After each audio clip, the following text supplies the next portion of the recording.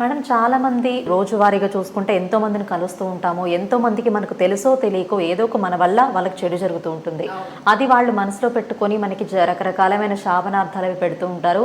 అసలు శాపాలు నిజంగానే తగులుతాయా? ఒకవేళ తగిలితే వాటి వల్ల మనకి చెడు జరుగుతూ ఉంటే వాటిని తొలగించుకోవాలి అంటే ఏం చేయాలి తెలియజేస్తారా? శాపాలు చాలా ఉంటుందేమో. అందులో స్త్రీ శాపం అంటారు. అంటే స్త్రీ అంటే ఇప్పుడు జనరల్గా లేడీస్ వల్ల వదిలే శాపం. అంటే ఇప్పుడు ఒక తల్లి పిల్లలకి అసలు కోపం వచ్చి ఏదైనా గట్టిగా మాట్లాడినా కూడా వాళ్ళకి ఏమవుతుందంటే ఆ శాపాలు తగులుతూ ఉంటుంది. ఇంకొకటి చాలామందిలో ఏం చేస్తారంటే అంటే శాపం అంటే సర్పం అంటే అప్పట్లో ఏదైనా సర్పానికి ఏదైనా హాని చేసి ఉంటే సో ఆ శాపాలు కూడా వాళ్ళకి వర్తిస్తుంది అని చెప్తూ ఉంటారు. కానీ ఈ శాపాలు అనేటప్పుడు జనరల్గా ఏమవుతుందంటే స్త్రీ శాపం అనేది చాలా పెద్దది. అసలు ఒక లేడీ చాలా బాధపడి ఎట్లానంటే ఇప్పుడు ఎవరైనా వాళ్ళు ఒక అబ్బాయిని ఇష్టపడి అబ్బాయి వదిలేసి వెళ్ళిపోతే ఆమె శాపం ఇంకా పెద్దగా ఉంటుంది. ఎందుకంటే అలా వదిలేసి వెళ్ళిపోవడం వల్ల ఏమవుతుందంటే వాళ్ళ జన్మానికి అంటే వాళ్ళకి తర్వాత వచ్చే జనరేషన్స్ కూడా అస్సలు బాగుండరు. ఇది చాలా మందికి తెలియదు. ఎందుకంటే స్త్రీ శాపం అనేది చాలా పవర్ఫుల్ అయినది. అంటే అమ్మవారికి సమానం అన్నమాట. కానీ ఇక్కడ మనం చూడాల్సిన విషయం ఏంటంటే కొంతమందిని చూడండి కోపంలో పిల్లల్ని కూడా కొన్ని తల్లిలు లేదు కొంతమంది లేడీస్ జనరల్గా అంటారు. కానీ అది శాపం కాదు. వాళ్ళు ఏంటంటే కోపంలో అంటారనమాట.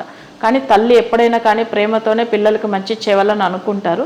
కానీ వాళ్ళు తెలియకుండా ఏదో మాట వదిలేసి ఉన్నారు అనుకోండి, అప్పుడు అది కూడా శాపం కిందకే వెళ్ళిపోతుంది కదా. అంటే వాళ్ళు పిల్లలు చాలా బాధపడుతూ ఉంటారు. అందుకే తల్లిదండ్రుల్ని చాలా మంచిగా చూసుకోవాలి. అయితే ఆ తల్లి బ్లెస్సింగ్స్ ఎప్పుడూ ఉండాలి. ఇప్పుడు మనం ఒక విషయం చెప్తాం, శాపందా అంత పవర్ఫుల్ అంటే వాళ్ళకి ఏమైపోతుందంటే కొన్ని రోజుల్లోనే ఆ సమస్య చూపిస్తుంది. అలానే ఆ శాపం తొలగిపోవాలి అంటే ఎవరి వల్ల ఆ శాపం వచ్చింది అంటే ఇప్పుడు అనుకోకుండా తల్లిని ఏదో మాట అనేసి ఉంటారు. వాళ్ళ తల్లి అసలు ఏదో మాట అని ఉంటారు. వాళ్ళు ఆ తల్లి దగ్గర వాళ్ళ కాళ్ళలో పడి మొక్కి వాళ్ళ దగ్గర మంచి బ్లెస్సింగ్స్ పొందాలి. అంటే వాళ్ళు వచ్చి వీళ్ళకి ఎప్పుడు మంచిగా ఉండేలాగా వాళ్ళ మాటలు కానీ అన్నీ అట్లా మంచిగా అయ్యేలాగంటే వాళ్ళ కాళ్ళలో పడి మొక్కి వాళ్ళు తెలియకుండా ఇట్లా తప్పు చేసేసాను తల్లి, అసలు ఇంకా ఇలాంటి ఏ విషయం నేను తప్పుగా అనను అని చెప్పి అట్లా వాళ్ళ దగ్గర నుంచి క్షమించమని కోరుకున్న తర్వాత వాళ్ళ తల్లి దగ్గర నుంచి వచ్చే మంచి మాటలు ఆ శాపం నివర్తి అవుతుంది. అది ఒక్క విషయం. తర్వాత శాపం తొలగిపోయేదానికి ఎప్పుడైనా కానీ ఇప్పుడు చూడండి స్త్రీ శాపం అనేటప్పుడు ఏమవుతుందంటే మనం వచ్చి తల్లిదండ్రులు మంచిగా చూడకపోయినా వస్తుంది. అవి కాకుండా ఏంటంటే జనరల్గా లేడీస్ని ఏదైనా బాధ పెట్టినా కూడా వస్తుంది. సరే దీనికి పరిహారాలు ఉంటుంది అంటే ఉంటుంది. మనం చేయవలసిన పూజ ఎట్లానంటే అది జెంట్స్ అయినా లేడీస్ అయినా, ఇప్పుడు లేడీస్ ఇంకొక లేడీస్కు శాపం వదిలేది కూడా ఉంటుంది. అలా కూడా వాళ్ళకి ఆ శాపం అనేది వర్తిస్తుంది. సో అప్పుడు వీళ్ళు చేయవలసిన పూజలు ఎట్లా ఉంటుందంటే ఇంట్లో అంటే మన ఇంట్లో ఒక అమ్మవారి విగ్రహం ఒకటి తీసుకోండి. అమ్మవారి విగ్రహానికి ఏం చేయాలి అంటే పసుపు కొమ్మ అంటే పసుపు కొమ్మతో దండలాగా చేసుకోవాలి. దండ అనేటప్పుడు ఇక్కడ ఏంటంటే మనకు పూర్వజన్మ కర్మ తొలగిపోయేదానికి ఎట్లా పంచమ స్థానం అంటే 5 కదా.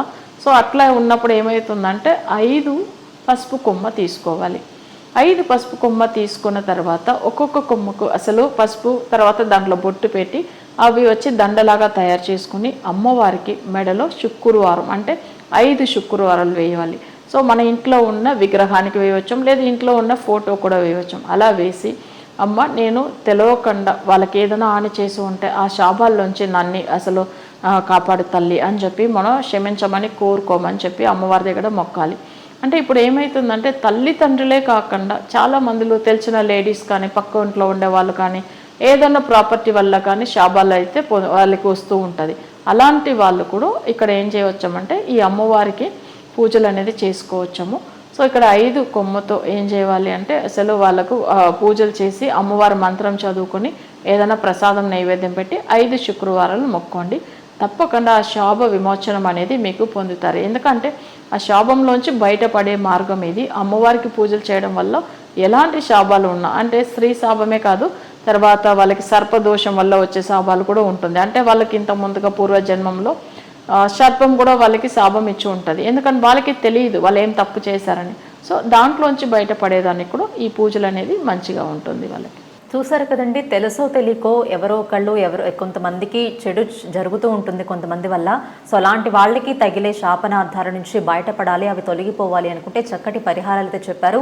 మీ జాతక చక్రాన్ని బట్టి కూడా చాలా చక్కగా చెప్తారు, మీరు ఒకసారి కనుక్కోండి. వాటి వల్ల మీ జాతక చక్రాన్ని చూసి మీకు రెమెడీస్ చెప్పడం వల్ల ఇంకా తొందరగా వాటి నుంచి విముక్తి పొందొచ్చు.